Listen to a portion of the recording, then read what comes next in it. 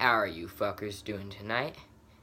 It's your boy Alex the Kid Seymour here, and today we're going to be talking about something rather controversial, namely the question, do you need dysphoria to be transgender?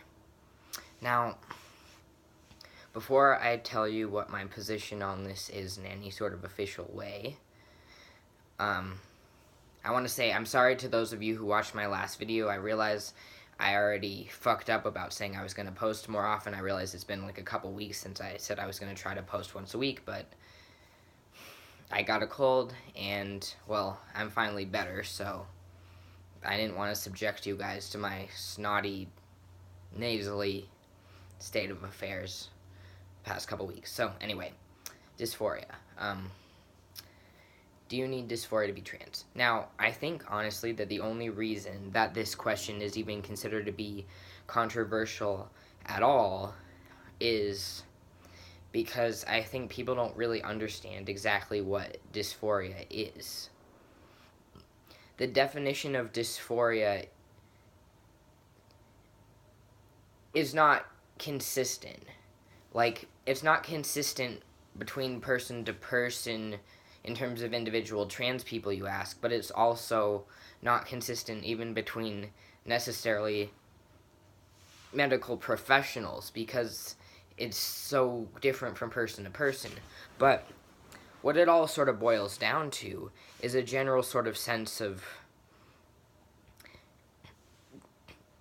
not feeling right about your birth gender. But that could manifest in so many different sorts of ways. When I was younger, I thought maybe I wasn't trans for a while because I would see, trans narratives like Jazz Jennings, which no shade to Jazz, I love her.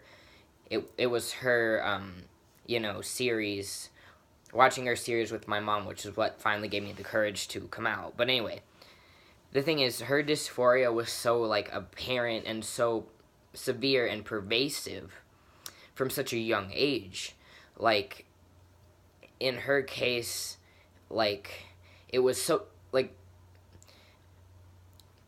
there was, she was saying, that she was not supposed to be a boy pretty much as soon as she could talk, she,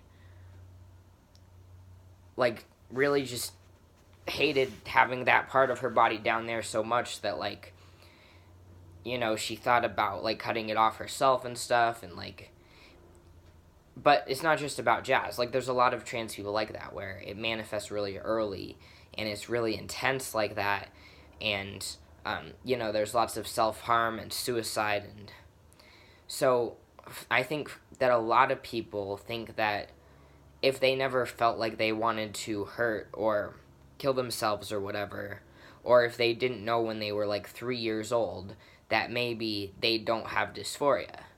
But, dysphoria doesn't have to be like that. It's just any sort of sense of not feeling right. So, for instance,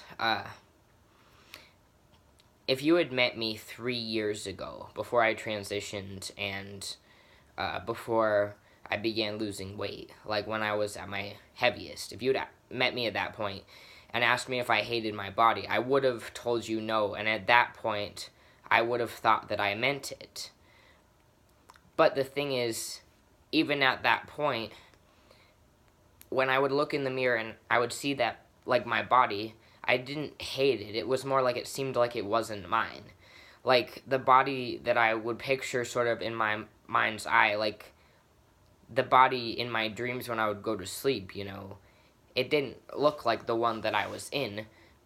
But it's not like I necessarily hated it. It just, I was, disassociated, basically. I thought, okay, my body is whatever. I am my brain. That's what I am. I'm my brain. That was how my dysphoria first manifested.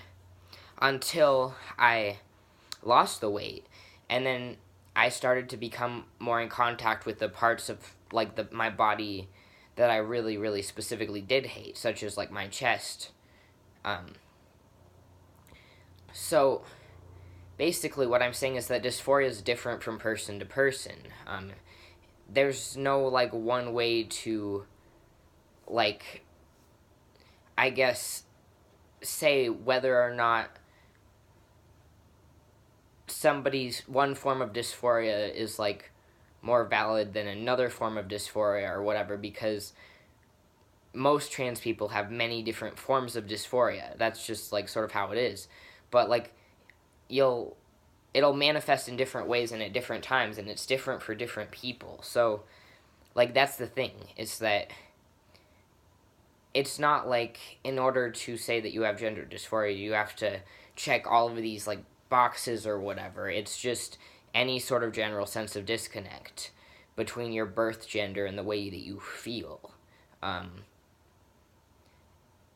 It could be connected to your body. It could be socially. Like, even before I really like was able to articulate that I was trans, when I would hear the long version of my like dead name, which, okay, so given my username is Alex, and that it was Alex before transitioning as well, as you know from my earlier videos, it's not hard to figure out what like the long version of my name was.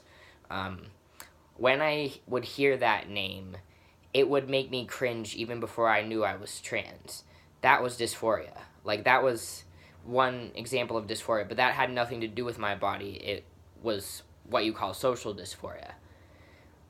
Then there was dysphoria, like, which is another form of dysphoria, which is both social and body related in nature, is sometimes like dysphoria around clothing. So like, for instance, even before I knew I was trans, the idea of wearing something like a dress was always fucking terrible to me. And not just that, but like, I have this one very distinct memory of my dad bringing home a new swimsuit for me, and it was a swimsuit that had extra padding in the, chesticle region, and I freaked out. I had a full meltdown, and I knew that the thing that was bothering me was the chest situation. But like, I did not know that that was because I was trans, and that was totally dysphoria. And the fact that in order to go swimming ever after that, the only type of swimwear I ever wore were like board shorts or trunks with like a big like loose fitting rash guard. And honestly, now that's basically still what I wear to swim, except for, now I don't need the rash guard anymore because I have a top surgery. But like, the point is, your relationship to your own dysphoria doesn't necessarily have to be all that clear. Like, not everybody's gonna be like Jazz Jennings and know from such a young age exactly what it is that's going on with them. I knew something was going on, but I did not know what. It took me a long time to figure out exactly what. And that's okay. That doesn't make me less trans than anybody else. Doesn't make me more trans than anybody else either. It is, what it is. So the other thing that people talk about in this context is gender euphoria. Gender euphoria being the opposite, the polar opposite of gender dysphoria. Well, I think that these two things go hand in hand. I think that sometimes it can take a moment of gender euphoria for you to realize that you have gender dysphoria. So like, for instance, when I was a kid, when I was like around 12, over the summer, that particular summer I was dressing in a very sort of stereotypical young boy sort of way. I did have like long-ish hair, but it was in sort of like a skater boy shag, and I basically wore like basketball shorts and just loose-fitting t-shirts all day, and I would wear a baseball cap, and I was getting red mail constantly. I hadn't had an experience where I was getting red mail constantly and consistently like that before that summer. And like, the first time it happened that I was red mail, I just sort of went with it, and I was like, yep, sure, yeah, cool. Because it felt good. That feeling was gender euphoria. But then at one point, it happened again, and my mom was there, and my mom then corrected the person and said, actually, this is, female pronoun. And, like, it was kind of a deflated balloon sort of feeling. But up until that first moment where I'd experienced being read as male, I never necessarily knew what I was missing per se.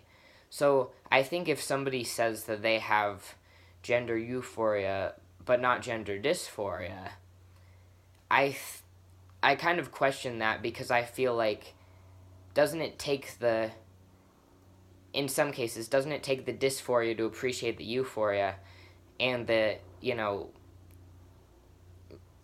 moments of euphoria in some cases to recognize the dysphoria? Um, like, our relationships with our bodies are so complicated, and especially when it comes to like hindsight type things. Like, it's really easy for me now to go back through my life and pick out these moments of dysphoria, but in those moments I did not know that that's what I was experiencing. I just know it now. And like, same with being obese. If you'd asked me at any point when I was obese if I felt like, like, if I had a problem with my body, or if I felt unhealthy, or if I felt bad in any way, I would have told you no, because at that moment I sincerely believed that. But it's like, now, looking at me now versus looking at me being, like 300 plus pound miserable girl, it's like I am so much happier now. That was dysphoria, even though I didn't necessarily know it at the time. This is euphoria. It all goes together. So, basically, going back to the original question, do you need dysphoria to be trans? I would say yes. But with the caveat that dysphoria is a very complicated, not black and white issue. And I think gender euphoria and dysphoria are opposite sides of the same coin. But I'm very open-minded about this, and if anybody has, like, any sort of definitive, not even definitive, but any sort of well-thought-out, I guess, arguments or positions as to why I'm wrong in any of this, feel free to comment or whatever. I'm always, willing to stretch my thoughts in these areas more. But yeah, you will be seeing more of me now. I'm going to really try to be better about keeping to that resolution. But that's it for me for now. Until next time, good night, fuckers.